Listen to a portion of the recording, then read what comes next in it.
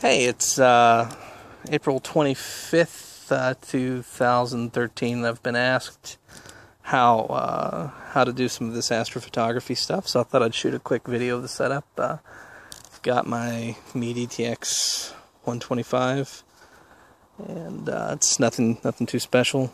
All of my essential gear, some eyepieces, and something to drink. And what we've done is we've got this, what is it called? An Orion Steady Pix. It's a little camera adapter that you can see bolts down to the eyepiece, and an iPhone sits in it, and the camera on the phone tries to aim down into the eyepiece like your eye would, and so we just sort of point the camera, the telescope, and set it up like we would for standard, viewing with your eyes, and go crazy with the iPhone, taking shots and moving the telescope around until we get some clean shots. You probably saw this telescope is filthy, and I did not clean it before I came out, but it's too late. Got it all set up, so we'll just make do. So right now I'm going to point the scope back into the moon there. Apparently it moves. And now you can see the back off a little bit and let the focus do its thing. A little hard to tell there, but as the iPhone sort of camera connects in and looks through, then you can meter on various parts of the moon and let the autofocus and the metering of the iPhone focus in with the sort of the distance that you've set it up for your eyes. And in this case, the phone is where your eye would be, so that's close enough for government work. What we do is, especially since I've got such a dirty front lens and mirror right now, I just kind of bounce around, and I'll hit quadrants and take some shots, and then we will composite them in Photoshop, and come up with something that's clearer and compelling, and also, of course, larger in resolution than what we could do with the iPhone by itself. Just a couple things on this. I mean, they sell, telescope CCDs that connect in a very similar way to this, and these things are expensive. They're really low resolution, noisy, just really crappy CMOS cameras that cost more than a real decent camera would cost. And so this is sort of a neat way of taking something you probably already have, a smartphone camera that is probably decent, and buying this little $30 rig. And telescope is different, but this telescope, I mean, this isn't the Hubble. I mean, I think it came from a liquidation outlet for a couple $100, so nothing special. And then we just sort of move around here, and I try to meter in on the dark spots of the moon, and try to be consistent across the shots so it'll be easier to composite them later. And watch for the camera shake. And my Android phone I'm filming with here is blurry. I'm aware of that, but I'll post the final photos here from the composite along with this video, and you'll be able to see what the result is. And hope you found this useful. I've just had some folks ask how to do this. Thought it'd be fun to sort of just show the process in real time.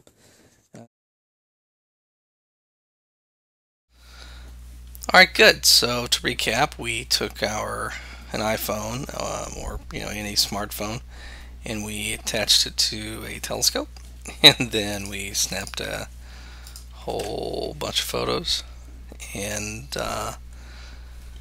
now we're back inside and we're in Lightroom. I'm just going to go ahead and bring those into working catalog here.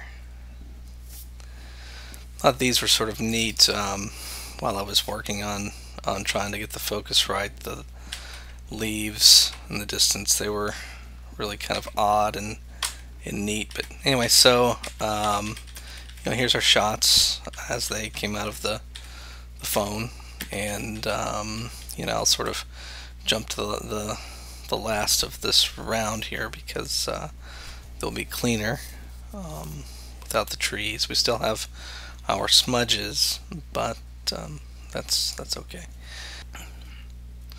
Okay, so here we are. Sometimes what I'll do here is I will bring in composites from the different corners, the different quadrants, and let Photoshop or do it manually create a stacked copy of the image. But I think in this case I'm going to go a little different for the sake of time. I'm going to pick an image, probably that one. Yeah. And 10. And I'm going to bring them into Photoshop on top of each other as layers.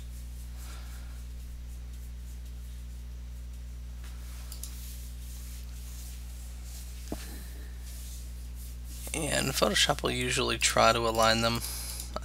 Looks like it failed it at this time, and it may not be able to. Let's see if it can. Yeah, can't do it. So all I really need to do here is if you have this junk on the lens for the smudge right here, and so I'm just going to take the bottom copy and lay it over top of the full moon instead of doing the whole stitching 4 quadrants bit. I think I'm just going to heal that broken portion or that smudged portion and masking.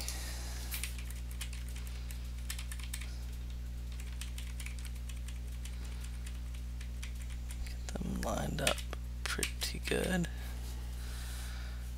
And good. So yeah, that should work. So then what I'll do is I'll take my full image and I'll go ahead and just add a mask and pick my paintbrush and fix it. So yeah, haha, there we are, a photo of the moon. Not quite done, but at least for getting the smudge out, that worked well enough. So we'll flatten it and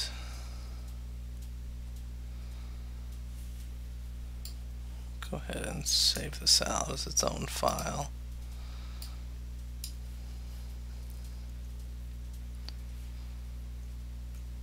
To my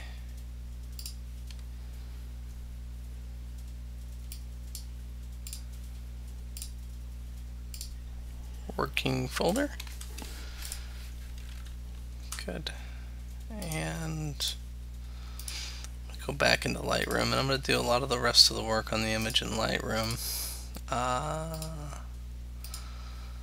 One moment. Sorry, my workflow is not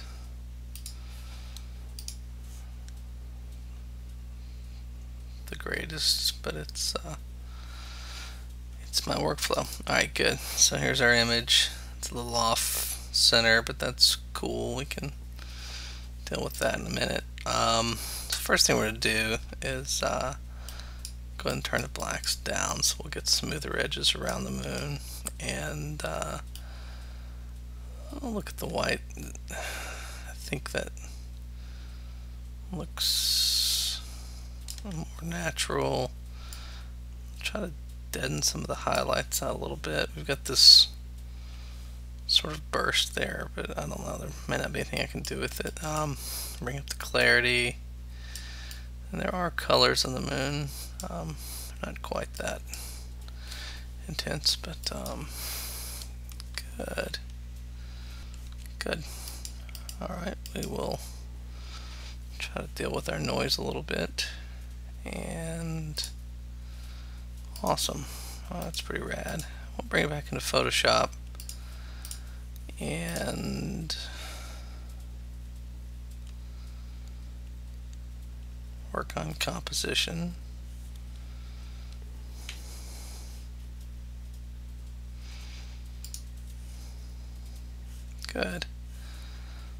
So now, what I'm going to do, since it was such an off image, is just increase our canvas a little bit. So now we have our little larger canvas to work with there, and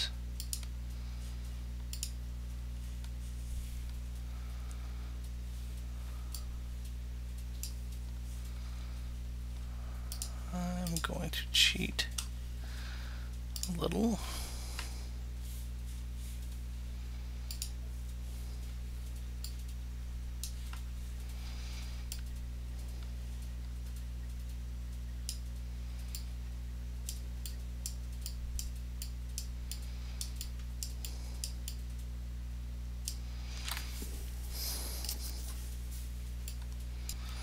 I always forget that the mask behaves differently when you have something selected.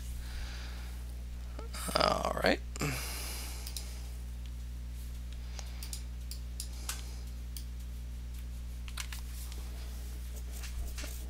And just increase our canvas size a little bit here. Still not perfect, we've still got some stuff around the moon, and we'll fix that here in a sec.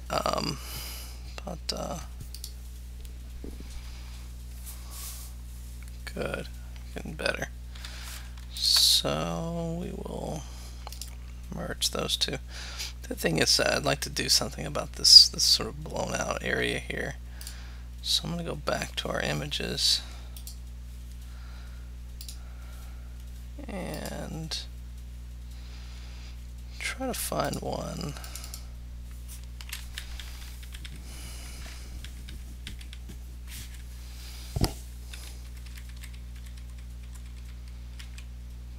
that will be pretty easy to align. So we'll bring that on into Photoshop.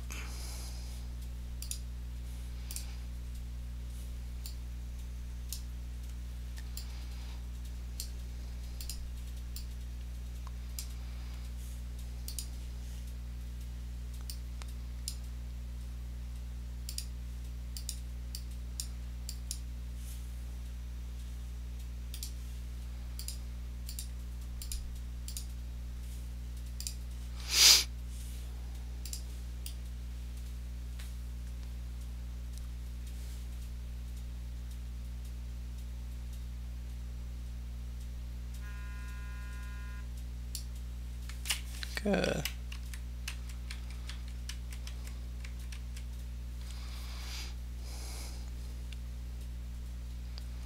So I think that will suffice.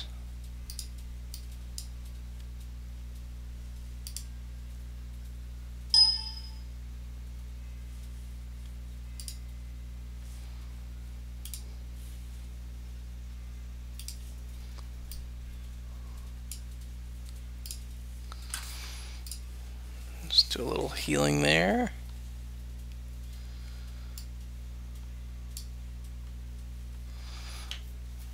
Alright, good, good, good. I think we'll flatten that off.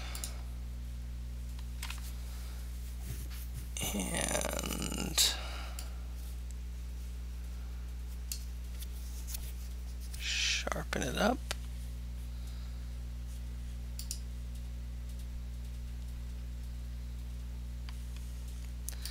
Bad thing about the sharpeners is they do add a little noise, but with a photo like this, you end up trying to look at them away from far away anyway. Good. So we'll flatten that out and save it out.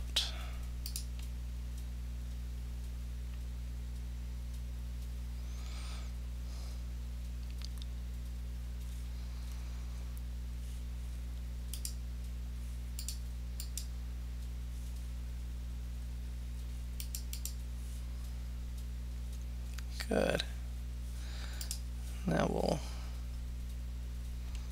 try to turn our blacks down a little more so that we can hide. Oh, that's cool.